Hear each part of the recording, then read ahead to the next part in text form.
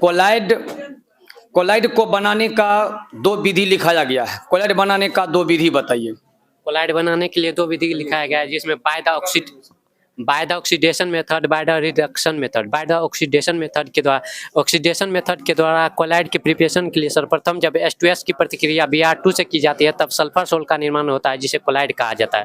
By the reduction method के द्वारा collide की प्रिपरेशन के लिए सर्वप्रथम जब AuCl3 की प्रतिक्रिया SnCl2 से की जाती है तब गोल्ड सोल्ट का निर्माण होता है, जिसे कोलाइड कहा जाता है। और आपको बताना है एक्टिवेशन एनर्जी किसे कहते हैं। वैसा रिएक्टेंट मॉलिक्यूल्स जिसमें थ्रेशोल्ड एनर्जी नहीं होते, किंतु बाहर से टेम्परेचर इंक्रीज करने पर मॉलिक्यूल्स थ्रेशोल्ड एनर्जी को अटेन कर लेता है, उसे ही एक्टिवेशन एनर्जी कहा जाता है।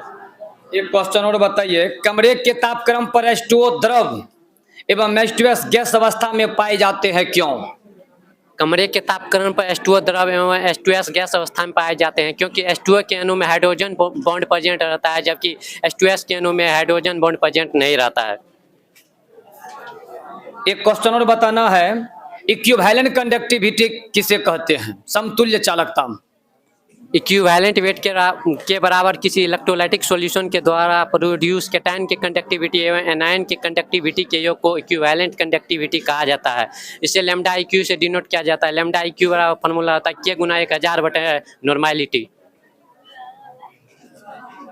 एक क्वेश्चन और बताइए, आप इलेक्ट्रोकेमिस्ट्री में पढ़े होंगे फैराडे का दो नियम, तो उसमें से बताना है फैराडे के विद्युत विच्छेदन के दूसरा नियम क्या था, वो पूरे नियम को कहना है। फैराडे के अनुसार जब दो डिफरेंट इलेक्ट्रोलाइट से सेम करंट पास किया जाता है तब इलेक्ट्रोड पर मुक्त पदार्थ की मात्रा केमिकल इक्विवेलेंट का डायरेक्टली प्रोपोर्शनल होता है, अर्थात W directly proportional to E और लास्ट में W1 बटे W2 बराबर E1 बटे E2।